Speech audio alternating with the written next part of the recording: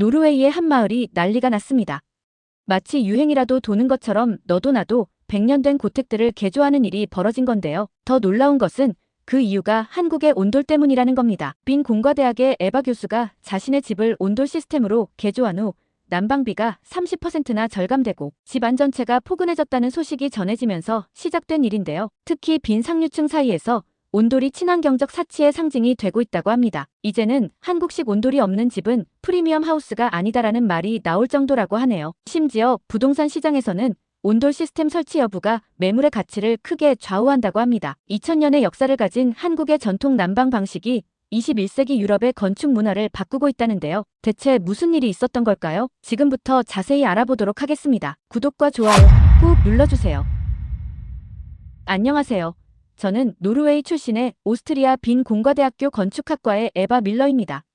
현재 33살이고 유럽에서 한창 젊은 나이에 정교수가 된 것을 자부심으로 여기고 있죠. 제 전공은 도시 건축과 환경 설계입니다. 특히 지속 가능한 도시 개발과 문화유산 보존 분야에서 꾸준한 연구 성과를 내고 있어요. 어릴 때부터 건축에 관심이 많았어요. 할아버지께서 빈의 유명한 건축가셨거든요. 한 달에 한 번씩 노르웨이에서 오스트리아로 오가며 건물들의 이야기를 들었던 기억이 아직도 생생합니다. 그때부터 저는 건축이 단순한 건물이 아닌 사람들의 삶과 문화를 담는 그릇이라는 것을 배웠죠. 할아버지는 항상 건축은 시대의 거울이야. 우리는 건물을 짓는 게 아니라 역사를 쓰는 거란다라고 말씀하셨답니다. 옥스퍼드와 MIT에서 공부하면서 저는 더욱 확고한 건축 철학을 갖게 되었습니다. 유럽의 건축은 수백 년의 역사와 전통이 녹아있는 최고의 결정체라고 믿었거든요. 특히 북유럽의 환경 친화적 건축 방식이야말로 미래 도시의 표준이 되어야 한다고 생각했습니다. 스칸디나비아의 지속 가능한 건축에 대한 제 논문은 세계적인 학술지에 실리기도 했죠. 27살의 나이로 빈 공대 정교수가 되었을 때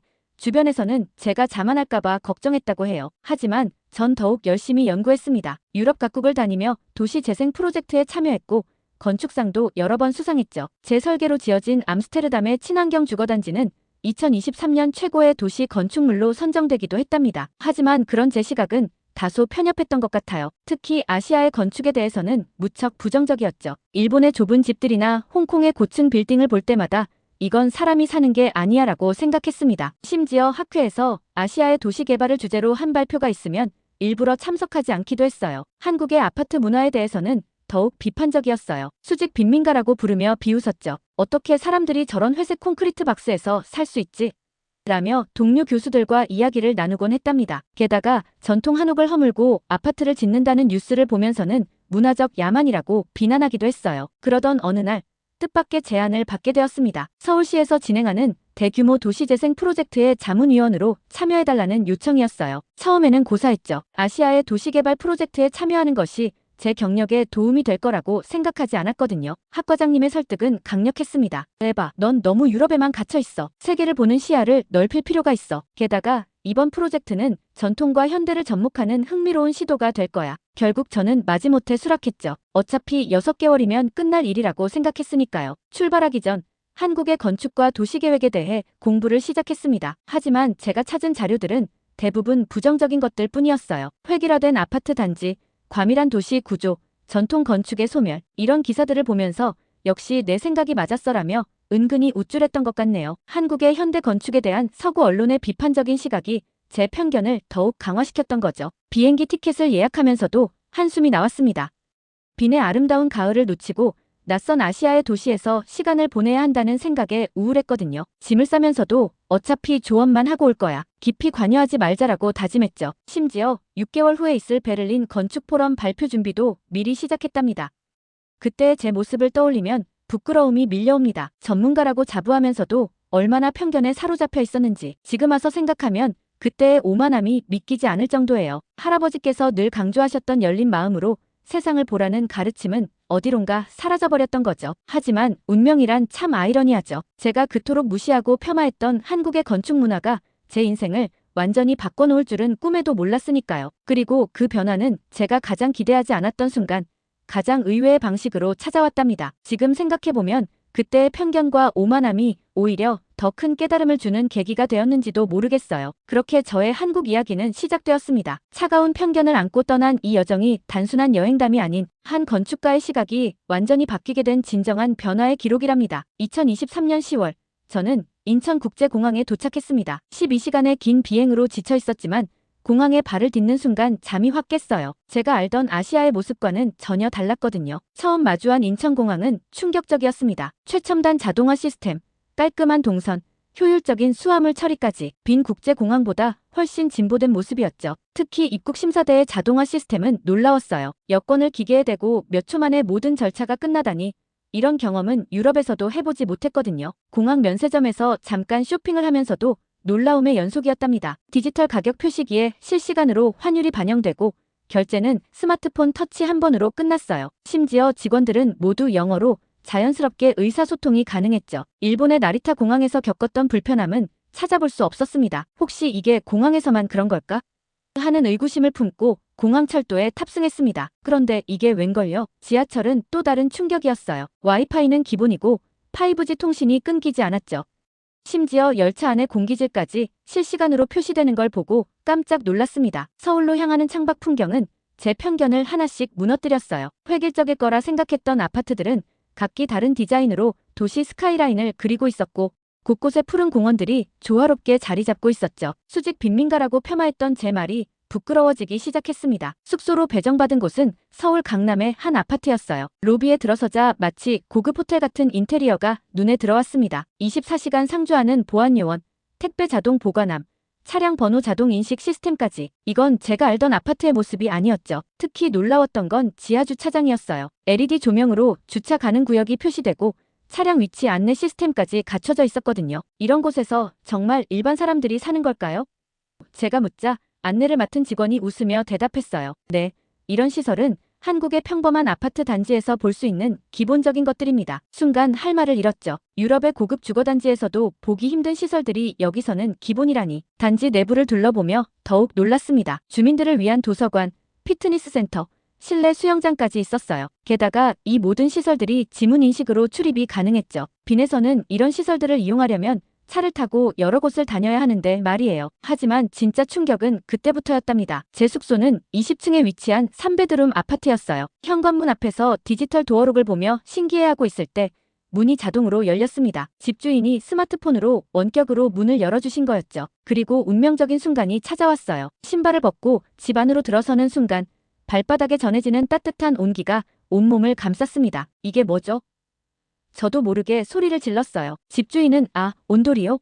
바닥난방이에요 라고 당연하다는 듯이 대답하셨죠. 순간 머리가 멍해졌습니다. 제가 알던 모든 난방 이론이 흔들리는 것 같았어요. 라디에이터로 공기를 데우는 게 당연하다고 생각했는데 바닥에서 올라오는 따뜻함은 전혀 다른 차원의 경험이었거든요. 아파트 내부를 둘러보며 놀라움은 계속됐습니다. 월패드로 모든 가전제품을 제어할 수 있고 환기 시스템은 미세먼지 농도에 따라 자동으로 작동되죠. 심지어 주방 창문 너머로 보이는 한강 전망까지. 이건 제가 상상했던 수직 빈민가가 아니었어요. 욕실에 들어섰을 때는 또 한 번 놀랐답니다. 욕실 바닥도 따뜻했고 환기와 건조 시스템이 자동으로 작동되었어요. 특히 변기에 달린 비데 기능은 글쎄요.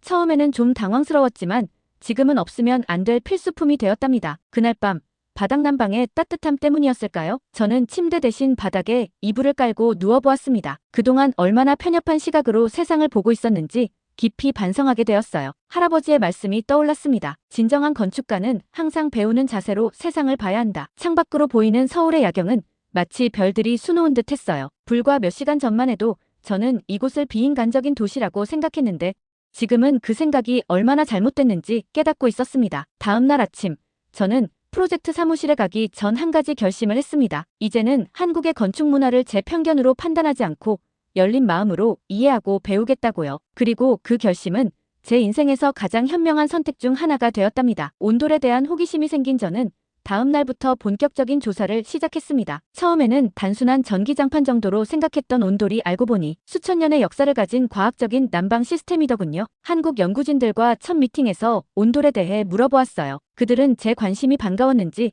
세세한 설명을 해주었습니다. 온돌의 원리는 놀라울 정도로 과학적이었어요. 바닥 전체에 온수 파이프를 설치해 열을 전달하는 방식인데 이는 현대 건축에서 추구하는 복사열 난방의 원리와 일치했거든요. 이건 정말 대단한데요? 제가 감탄하자 연구원 한 분이 웃으며 말씀하셨어요. 온돌은 고구려 시대부터 있었던 거예요. 지금으로부터 약 2000년 전부터 한반도에서 사용된 난방 방식이죠. 순간 제 얼굴이 붉어졌습니다. 유럽의 현대 난방 기술을 자랑스러워하던 제가 부끄러워졌거든요. 더 놀라운 건 에너지 효율성이었습니다. 제가 그동안 자랑스럽게 여겼던 유럽의 라디에이터 난방은 공기를 데워 열을 전달하는 방식이에요. 하지만 이는 열 손실이 크고 층간 온도 차이도 심하죠. 반면 온돌은 바닥에서부터 골고루 열이 전달되어 에너지 효율이 20에서 30% 더 높다는 거예요.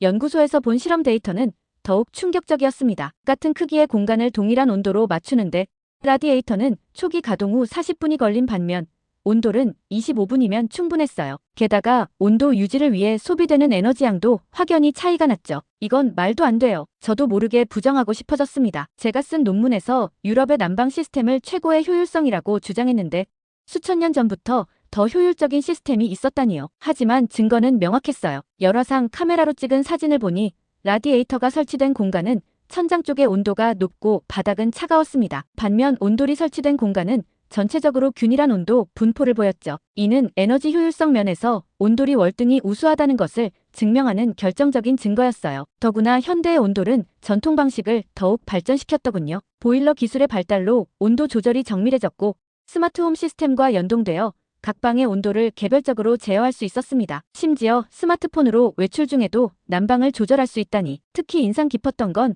온돌의 건강상 이점이었어요. 발바닥부터 따뜻해지는 원리는 인체의 혈액순환과도 잘 맞았고 복사열이라 공기가 건조해지지 않는다는 점도 놀라웠습니다. 라디에이터 난방으로 인한 호흡기 질환 문제를 연구하던 제게는 충격적인 발견이었죠. 건축연구소를 방문했을 때는 더 큰 충격을 받았어요. 그들은 온돌의 원리를 현대적으로 응용해 벽체 난방, 천장 냉방 시스템까지 개발하고 있었거든요. 제가 미래 기술이라고 생각했던 것들이 이미 상용화 단계에 있었던 거죠. 연구소의 김 박사님은 더 놀라운 이야기를 들려주셨어요. 온돌은 단순한 난방 시스템이 아닙니다. 한국인의 좌식 생활 문화와 결합되어 독특한 주거 문화를 만들어냈죠. 이건 기술 그 이상의 의미가 있습니다. 그 말씀을 듣는 순간 제가 얼마나 피상적으로 건축을 바라보고 있었는지 깨달았습니다. 한 달이 지날 무렵 저는 완전히 다른 사람이 되어 있었습니다. 매일 밤 자료를 찾아보고 전문가들과 토론하고 실제 데이터를 분석하면서 제 학문적 자부심이 서서히 무너져 내렸어요. 그동안 얼마나 우물안개구리였는지 깨닫게 된 거죠. 결정적인 순간은 제가 머물던 아파트의 난방비 고지서를 봤을 때였습니다. 빈의 제 집과 비교했을 때 난방비가 거의 절반 수준이었어요. 처음에는 계산이 잘못된 줄 알았는데 이게 온돌의 효율성 때문이라는 걸 알게 되었죠. 이제 저는 매일 아침 발바닥으로 전해지는 따뜻함을 느끼며 생각합니다. 우리가 미처 보지 못했던 지혜가 여기 있었다는 걸.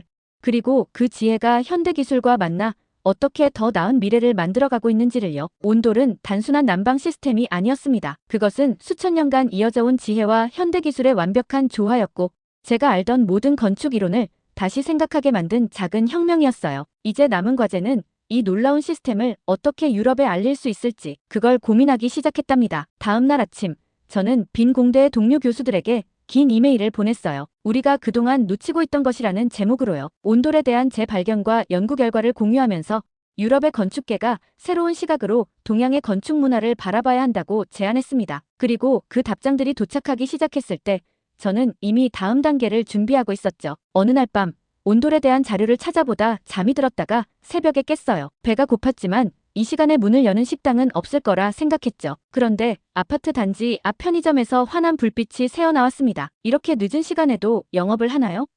궁금해서 들어가 보았어요. 따뜻하게 데워진 김밥과 라면을 먹을 수 있다는 게 신기했습니다. 빈에서는 늦은 밤에 따뜻한 음식을 구하기가 정말 힘들거든요. 편의점 직원은 제가 외국인이란 걸 알아채고는 라면 끓이는 법을 친절하게 알려주었어요. 심지어 계란도 하나 서비스로 주시면서 이렇게 넣으면 더 맛있어요라고 말씀해 주셨죠. 그 순간 왠지 모를 따뜻함이 가슴에 전해졌습니다. 다음 날 연구소의 김 박사님이 한국의 목욕 문화를 경험해보라며 찜질방에 가자고 하셨어요. 처음에는 낯선 사람들과 함께 목욕을 한다는 게 상상이 안 됐지만 온돌에서 배운 교훈이 있어서 한번 도전해보기로 했습니다. 찜질방에 들어서자 온돌보다 더 큰 충격이 기다리고 있었어요. 한쪽에서는 가족들이 이불을 깔고 누워있고 다른 쪽에서는 낯선 사람들이 편하게 대화를 나누고 있었죠. 마치 거대한 거실 같았어요. 김 박사님은 찜질방 문화를 설명해 주셨어요. 여기는 단순한 목욕탕이 아니에요. 사우나, 온돌방, 찜질방이 있고 음식도 먹고 잠도 자고 한국인들의 일상적인 휴식 공간이죠. 처음으로 한국식 사우나를 체험했는데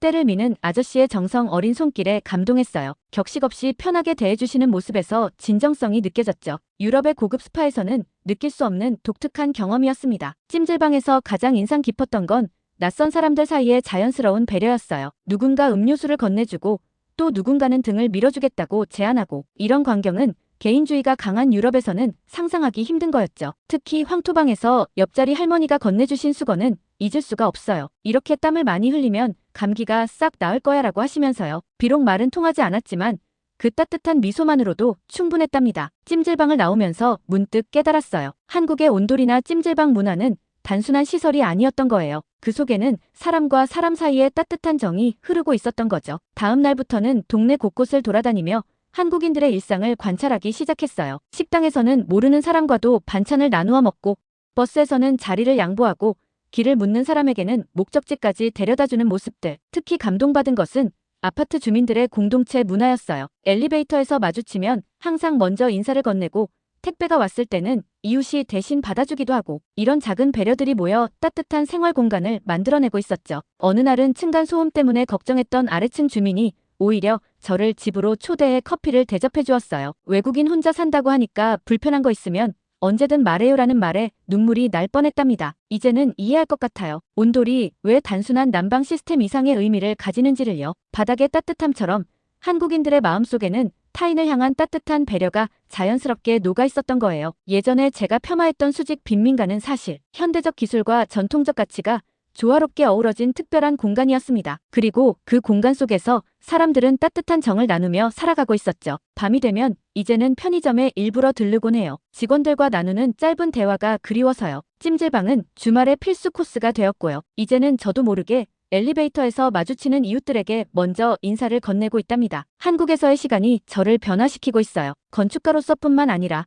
한 사람의 인간으로서도요. 이곳에서 배운 정이라는 것, 이제는 제 마음속에도 자리 잡기 시작한 것 같습니다. 한국 생활에 점점 적응하면서 저는 온돌의 역사에 대해 더 깊이 알고 싶어졌어요. 국립민속박물관을 찾아갔을 때 제 눈을 의심할 수밖에 없었습니다. 기원전부터 이미 온돌이 존재했다는 기록이 있었거든요. 어떻게 이런 진보된 난방 시스템을 그 시절에 만들 수 있었을까요? 제 질문에 박물관의 큐레이터는 미소를 지으며 설명해 주셨어요. 고구려 고분 벽화에 온돌의 구조가 상세히 그려져 있다면서 당시 이미 과학적인 원리를 이해하고 있었다는 거죠. 특히 충격적이었던 건 아궁이와 고래의 구조였습니다. 불을 지피는 아궁이에서 시작해 구불구불한 고래를 통해 열기가 전달되고 마지막으로 연기가 빠져나가는 굴뚝까지. 이건 현대의 중앙난방 시스템의 원리와 정확히 일치했어요. 우리가 최첨단이라고 자부하던 기술이 이미 2000년 전에 존재했다니 저도 모르게 한숨이 나왔습니다. 더 놀라운 건 온돌이 단순히 난방 기술에 그치지 않았다는 거예요. 한국의 주거 문화, 생활 방식, 심지어 음식 문화까지 영향을 미쳤다는 사실을 알게 되었죠. 연구를 거듭할수록 온돌의 과학적 우수성이 더욱 분명해졌어요. 현대의 실내공학 관점에서 봐도 온돌은 놀라울 정도로 완벽한 시스템이었습니다. 바닥 복사열을 이용한 난방은 실내 공기의 대류 현상을 최소화하고 체감 온도를 효과적으로 높여주죠. 국내 유수의 건설사들을 방문하면서 현대 온돌 기술의 발전상도 볼 수 있었어요. 전통 온돌의 원리를 그대로 살리면서도 첨단 기술을 접목해 더욱 효율적인 시스템으로 발전시켰더군요. 특히 온도 제어 기술과 에너지 효율성 측면에서는 유럽의 어떤 난방 시스템보다 우수했습니다. 한 건설사의 연구소장님은 이런 말씀을 해주셨어요. 온돌은 단순한 기술이 아닙니다. 이것은 자연과 인간이 조화를 이루는 방식에 대한 우리 선조들의 통찰이 담긴 시스템이에요. 그 말씀이 제 가슴을 울렸습니다. 점점 더 깊이 연구할수록 제 건축 철학이 흔들리기 시작했어요. 제가 그동안 현대적이라고 믿었던 가치관이 얼마나 편협했는지 깨닫게 된 거죠. 서양의 기술만이 진보된 것이라는 제 고정관념이 완전히 무너져 내렸습니다. 특히 충격적이었던 건 현대 건축의 화두인 제로 에너지 하우스의 핵심 원리가 이미 한국의 전통 가옥에 담겨 있었다는 사실이었어요. 처마의 각도로 계절별 일사량을 조절하고 온돌과 마루를 조합해 자연 환기를 유도하는 방식은 그야말로 천재적이었죠. 어느 날 밤 제 숙소의 온돌방에 누워 천장을 바라보며 생각했습니다. 우리가 미처 보지 못했던 진실이 여기 있었다는 걸요. 현대 건축이 추구해야 할 가치가 이미 수천 년 전에 완성되어 있었다는 사실에 그저 겸손해질 수밖에 없었어요. 이제는 매일 아침 발바닥으로 전해지는 온기에 감사함을 느낍니다. 그 따뜻함 속에는 수천 년을 이어온 지혜와 과학, 그리고 인간에 대한 깊은 이해가 담겨 있다는 걸 알게 되었으니까요. 한국에서의 연구 결과를 정리하면서 저는 제 논문에서 주장했던 모든 것들을 수정해야겠다고 결심했어요. 유럽의 난방 시스템이 가진 한계를 인정하고 온돌의 우수성을 객관적으로 입증해야겠다고 말이죠. 마침내 저는 깨달았습니다. 진정한 혁신은 때로는 과거로부터 온다는 것을요. 미래지향적인 기술이라고 생각했던 것들의 근원이 사실은 오래된 지혜 속에 있었다는 걸 말이에요. 이제 제 과제는 이 놀라운 발견을 어떻게 서양의 건축계에 알릴 것인가 하는 점이에요. 그들의 편견과 고정관념을 깨는 것이 쉽지는 않겠지만 제가 변화했듯이 그들도 변할 수 있을 거라 믿습니다. 온돌은 더 이상 저에게 단순한 연구 대상이 아닙니다. 그것은 제 건축 철학의 근본적인 변화를 가져온 계기이자 앞으로 제가 나아가야 할 방향을 제시해준 나침반이 되었답니다. 한국에서의 6개월이 끝나고 오스트리아로 돌아왔을 때 제 집이 너무나 춥게 느껴졌어요. 라디에이터를 최대로 틀어도 한국에서 경험했던 그 포근한 온기는 느낄 수 없었죠. 이대로는 안 되겠어. 결국 저는 큰 결심을 하게 되었습니다. 제 집을 온돌 시스템으로 개조하기로 한 거예요. 하지만 이는 결코 쉬운 결정이 아니었답니다. 우선 빈의 겨울은 한국과 달랐어요. 건조한 데다 기온도 더 낮았죠. 게다가 석회질이 많은 오스트리아의 물은 온수 파이프에 치명적일 수 있다는 문제도 있었고요. 무엇보다 19세기에 지어진 제 집의 구조를 건드리는 것 자체가 큰 모험이었습니다. 동료 교수들의 반응은 예상대로였어요. 에바, 당신 미쳤어요? 수백 년간 이어온 우리의 난방 방식을 버리고 동양의 시스템을 도입한다고요? 심지어 어떤 분은 그렇게 아시아에 매료되었다면 아예 이민을 가시죠라는 비아냥거림도 했답니다. 하지만 저는 물러서지 않았어요. 한국의 건설사들과 연락을 주고받으며 유럽 환경에 맞는 온돌 시스템을 설계했습니다. 특수 정수 시스템을 도입하고 파이프의 매설 깊이도 더 깊게 조정했죠. 단열재도 한국의 것과는 다른 사양으로 선택했고요. 공사는 3개월이 걸렸어요. 그동안 임시 숙소에서 지내야 했지만 전혀 불편하지 않았습니다. 오히려 설레는 마음이 컸죠. 매일 공사 현장을 들러 진행 상황을 체크했어요. 한국에서 배운 대로 파이프 배관의 간격과 온수의 순환 경로를 꼼꼼히 확인했답니다. 마침내 공사가 끝나고 처음으로 보일러를 가동했을 때의 그 떨림이란 과연 한국에서처럼 따뜻해질 수 있을까 하는 긴장감으로 가득했어요. 그리고 30분 후 발바닥을 통해 전해지는 그 익숙한 온기를 느낄 수 있었죠. 하지만 진짜 놀라움은 그 후에 찾아왔습니다. 첫 달 난방비 고지서를 받아보고 깜짝 놀랐어요. 이전보다 에너지 사용량이 30%나 감소한 거예요. 게다가 실내 온도는 더 따뜻하게 유지되었죠. 측정기를 설치해 데이터를 수집해보니 더 놀라운 사실들이 발견되었어요. 기존 라디에이터 난방은 천장 쪽의 온도가 23도, 바닥은 17도로 차이가 컸는데 온돌은 전체가 21도로 균일했답니다. 습도 유지도 훨씬 좋았고요. 동료들의 태도가 바뀌기 시작한 건 그때부터였어요. 처음에는 호기심에, 나중에는 진지한 관심을 가지고 제 집을 방문하기 시작했죠. 이건 정말 대단한데요? 라며 감탄하는 모습을 보면서 한국에서 제가 그랬던 것처럼 그들의 고정관념이 깨지는 걸 볼 수 있었답니다. 특히 건축학과 학생들의 반응이 뜨거웠어요. 매주 수업 후에는 온돌 시스템에 대한 질문 세례가 이어졌죠. 심지어 몇몇 학생들은 졸업 논문 주제로 온돌을 선택하겠다고 했답니다. 겨울이 깊어질수록 온돌의 장점은 더욱 분명해졌어요. 영하 15도의 혹한에도 실내는 항상 포근했죠. 특히 감동적이었던 건 아침에 일어날 때였어요. 차가운 바닥을 디뎌야 한다는 두려움 없이 따뜻한 바닥을 맨발로 걸을 수 있다는 게 얼마나 행복한 일인지 몰라요. 제 집은 이제 건축학과의 작은 명소가 되었답니다. 유럽 각지에서 온돌 시스템을 연구하러 오는 학자들도 생겼어요. 처음에는 저를 비웃었던 동료들도 이제는 자신의 집을 개조할 방법을 물어보곤 하죠. 가장 큰 변화는 제 아버지의 태도였어요. 처음에는 우리 딸이 미쳤나봐라고 하시던 분이 직접 체험해보시곤 온돌의 열렬한 지지자가 되셨답니다. 특히 관절염이 있으신 어머니가 이런 게 천국이지라고 하시는 걸 들으시곤 당신 집도 개조하시겠다고 하더라고요. 이제는 자신있게 말할 수 있어요. 온돌은 단순한 난방 시스템이 아닌 우리의 미래가 될 거라고요. 에너지 효율성, 쾌적성, 지속 가능성, 현대 건축이 추구하는 모든 가치가 이미 이 전통적 시스템 안에 담겨 있으니까요. 한국에서 시작된 작은 호기심이 이렇게 큰 변화를 가져올 줄은 저도 몰랐답니다. 하지만 이제 이건 시작에 불과해요. 앞으로 더 많은 연구와 발전이 필요하겠죠. 그리고 저는 그 여정의 선두에 서고 싶습니다. 2024년 봄학기 빈 공과대학교 건축학과의 커리큘럼에 큰 변화가 생겼습니다. 지속 가능한 건축의 역사와 미래라는 제 강의에 한국의 온돌 시스템 챕터가 정식으로 포함된 거예요. 처음에는 다른 교수들의 반대도 있었지만 제 집의 실제 데이터가 강력한 설득력을 가져다 주었죠. 첫 강의 날 저는 이렇게 시작했어요. 여러분, 우리가 찾던 미래 건축의 해답은 의외의 곳에 있었습니다. 바로 2000년 전 동양의 지혜 속에요. 학생들의 눈빛이 반짝였던 걸 아직도 기억해요. 강의는 놀라울 정도로 인기가 높았습니다. 특히 실제 온돌방으로 개조한 제 집을 현장 학습 장소로 활용했을 때는 수강 신청이 조기 마감될 정도였죠. 학생들은 직접 바닥의 온기를 느끼며 이론과 실제의 차이를 체험할 수 있었어요. 그러던 중 EU 친환경 건축위원회에서 연락이 왔습니다. 2050 탄소 중립을 목표로 하는 새로운 건축 프로젝트에 자문을 요청한 거예요. 저는 주저없이 온돌 시스템을 제안했습니다. 처음에는 회의적인 반응이 많았지만 제 집의 사례와 구체적인 데이터를 보여주자 태도가 달라졌어요. 전통적인 지혜와 현대 기술의 결합. 이것이야말로 우리가 찾던 해답입니다. 브뤼셀에서 열린 컨퍼런스에서 한 이 말은 유럽 건축계에 작은 파문을 일으켰어요. 많은 건축가들이 동양의 전통 건축에 관심을 가지기 시작했죠. 올해 초 EU는 그린 빌딩 프로젝트의 온돌 시스템을 일부 층에 테스트베드 형식으로 도입하기로 결정했습니다. 물론 유럽의 환경에 맞게 수정된 버전이지만 그 핵심 원리는 한국의 전통 온도를 그대로 유지하고 있어요. 가장 기쁜 순간은 한국의 김 박사님께 이 소식을 전했을 때였습니다. 우리의 전통이 세계의 미래가 되는군요라고 하신 그 말씀이 아직도 가슴에 울립니다. 이제 저는 매일 아침 온돌방에서 일어나며 생각해요. 진정한 혁신은 때로는 과거로부터 온다는 것을. 그리고 열린 마음만 있다면 우리가 미처 보지 못했던 위대한 지혜를 발견할 수 있다는 것을. 한국에서 시작된 저의 작은 호기심은 이제 유럽 건축계의 새로운 변화를 이끄는 씨앗이 되었습니다. 앞으로도 이 여정은 계속될 거예요. 그리고 저는 이 이야기를 더 많은 사람들과 나누고 싶습니다. 미래 건축의 해답은 동양의 지혜에 있었다. 이제는 자신 있게 말할 수 있어요. 온돌이 가르쳐준 것은 단순한 난방 기술이 아닌